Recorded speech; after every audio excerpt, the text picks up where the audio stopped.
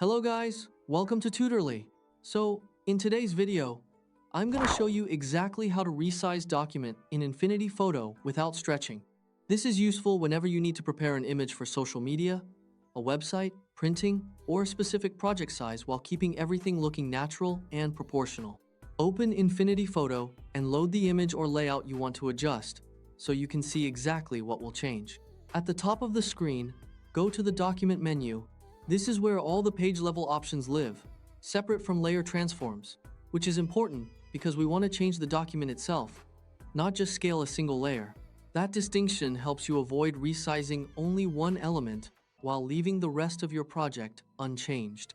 From the Document menu, hover over Setup, then hover to the Resize option.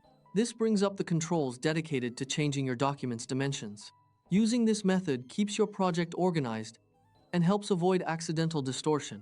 It's especially helpful when you're working with multiple layers, because the resize operation applies at the document level rather than forcing you to adjust individual elements manually. In the Resize panel, click into the size fields and type the new dimension you need. To keep things proportional and avoid stretching, enter either the width or the height, and let Affinity Photo calculate the other side automatically. If you do need to type both values, make sure they match your original aspect ratio. A quick way to check is to compare the width to height relationship and keep that ratio consistent. For example, if your original document has a wide landscape shape, entering dimensions that create a square would change that relationship and could make the content appear stretched or compressed. Keeping the proportions linked is usually the safest option. Next, pick the units that make the most sense for your project. Pixels are ideal for screens, while inches, centimeters, or millimeters are common for print. If you're preparing for print, double-check the resolution setting so it aligns with your output needs. For example, a higher value for crisp printed results and a moderate value for web use.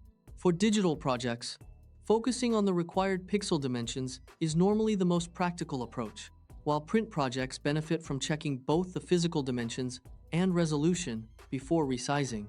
Before you apply the change, take a moment to confirm that the preview looks natural, with no squashing or stretching along the edges. Keeping the proportions linked and changing one dimension at a time is the key to a clean result. Pay particular attention to recognizable shapes such as faces, circles, logos, and text, because distortion is often easiest to notice in those areas.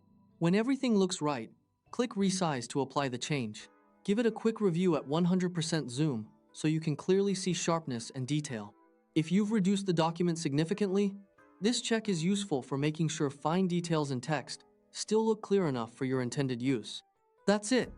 Your document is now resized with its original proportions intact, ready for exporting, sharing, or continuing your edit without any unwanted distortion. By keeping the aspect ratio consistent and choosing dimensions based on where the final image will be used, you can resize confidently without making your design look stretched or squeezed.